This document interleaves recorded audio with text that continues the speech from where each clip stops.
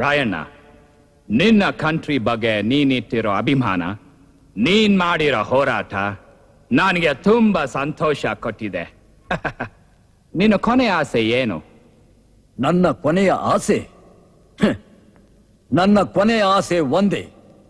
ವ್ಯಾಪಾರ ಮಾಡಲು ಬಂದು ಭಾರತವನ್ನು ಒಡೆದು ಆಳುವ ತಂತ್ರ ಕುತಂತ್ರದಿಂದ ಇಡೀ ದೇಶವನ್ನೇ ಆಕ್ರಮಿಸಿದ ನಿಮ್ಮ ಕಬಂದ ಬಾಹು ಈ ಕನ್ನಡ ನೆಲದಲ್ಲೇ ಕತ್ತರಿಸಲ್ಪಡಬೇಕು.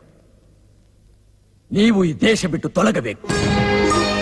ಹೆತ್ತ ತಾಯಿಯ ಕತ್ತು ಕುಯ್ಯುವ ಲಕ್ಕಪ್ಪನಂತಹ ಮಾತೃದ್ರೋಹಿ, ದೇಶದ್ರೋಹಿ, ಮಿತ್ರದ್ರೋಹಿಯ ಸಂಕುಲವನ್ನು ಈ ನಾಡದೇವಿಗೆ ಬಲಿ ಕೊಡಬೇಕು. ಕತ್ತಿ ತೆಗೆದಿಟ್ಟು ತುತ್ತುವನ್ನ ಬಾಯಿಗಿಡುವ ಮುನ್ನ ಬರೀ 2 ತೋಳುಗಳನ್ನು 200 ತೋಳುಗಳಿಂದ ಬಂಧಿಸಿದ ನರಿ ಬುದ್ಧಿಯ ರಣಹೇಡಿಗಳೇ ಕೇಳಿ.